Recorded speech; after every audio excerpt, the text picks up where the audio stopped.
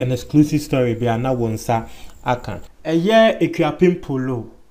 munim no as Rosemond Brown na nansanya oko OKFM eno koka say ye ne stardom asisi obi anim so Ekuapem Polo wenya fame te ne stardom no otiaye na ohwa o say na post bebre eba efa ne ho ohwa blogs bebre posti nsem fa ne ho no say na omunjiska blogs bebre no omunjiska na blog baako aye friend those called celebrities ewo Instagram sa blog no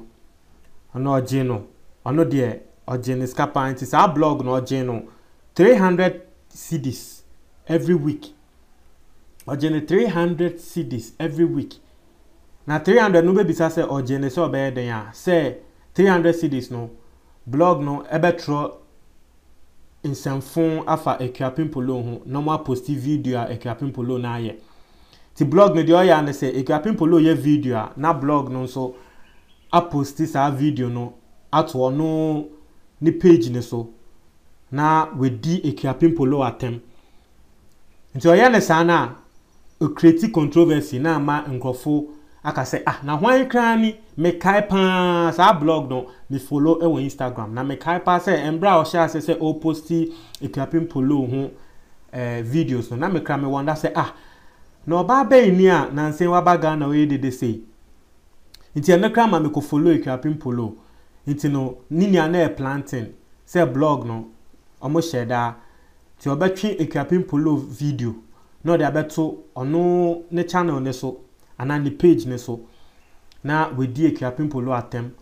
bon say Ekuapem Polo nkofo be ka say na hwan ni no makohwe Ekuapem Polo ni ono so ni we ni page ne so bon say we follow no it is o say na every week no tia those called sellers 300 cedis every week 300 cedis for 6 good months it be sha Ekuapem Polo or started say onya the fame and share dan chair be about 6 months or say for 6 good months every week no tia 300 cedis 300 cedis 300 cedis for 6 months no sha Ekuapem Polo tia be 7,200 cedis o tia 7,200 cedis say obenya stardom no say obe dani famous o tia 7,200 cedis so obe ba be dani famous na asisi awenya fame no na me sure say fame na asisi awenya no movies na